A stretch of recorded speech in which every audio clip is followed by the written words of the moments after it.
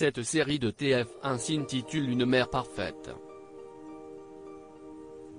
N'est-ce pas un vœu pieux pour une maman?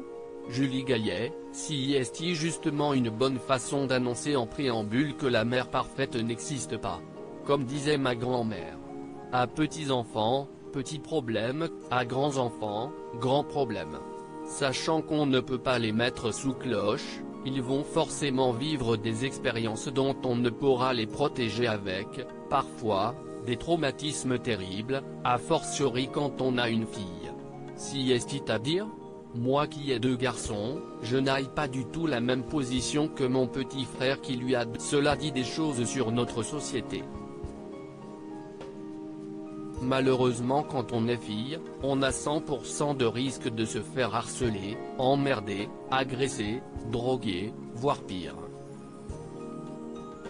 La série évoque tout cela, ainsi que l'image de la femme, notamment en Allemagne, pays coproducteur de la série, note de la rédaction, où, lorsque les mères n'interrompent pas leur activité professionnelle pour élever leurs enfants entre 0 et 5 ans, elles sont baptisées mères corbeaux. Aviez-vous déjà rencontré Tomé Sisley, votre partenaire principal? Comme dans la série, on se connaît depuis plus de 20 ans avec Tomé Sisley. Sauf que, contrairement à nos personnages, nous n'avons jamais eu d'histoire ensemble.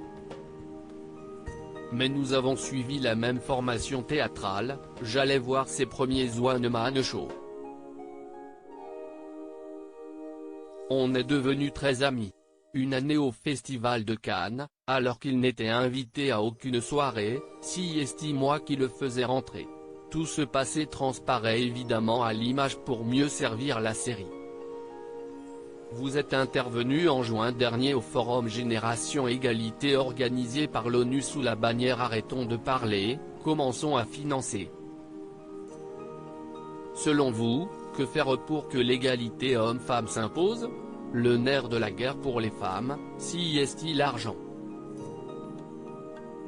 Des campagnes à mener aux associations à soutenir, en passant par la formation des policiers et des gendarmes en matière de violences faites aux femmes ou le financement des bracelets électroniques, il faut d'abord définir des objectifs chiffrés. Ce qu'a fait le Conseil économique et social grâce à une étude budgétant les mesures à prendre, suivant ce qu'a fait l'Espagne. Elle a établi que si l'on affectait 0,1% du PIB, produit intérieur brut, note de la rédaction, aux violences familiales, cela représenterait 2 milliards, soit les moyens nécessaires pour les éradiquer. Qu'est ce qu'on attend? Une ligne directrice caractérise votre parcours, si est celle de la liberté. Quelle en est votre définition? L'indépendance financière. J'ai eu très vite cette prise de conscience.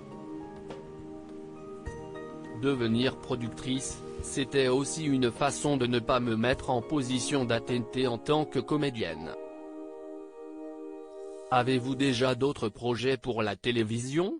Je vais tourner un téléfilm pour TF1 sur le thème de la fin de vie avec Franck Dubosc et Guy Marchand. Encore un débat aussi passionnant que nécessaire. Impossible de résister à cette question, avez-vous vu le film Président qui imagine une alliance entre François Hollande, son compagnon, note de la rédaction, et Nicolas Sarkozy? Oui, et j'ai trouvé le film subtil, drôle et réussi. Bien joué parce que ressemblant, mais pas trop. Ce n'était pas gagné. Anne Fontaine, la réalisatrice, note de la rédaction, est vraiment très douée.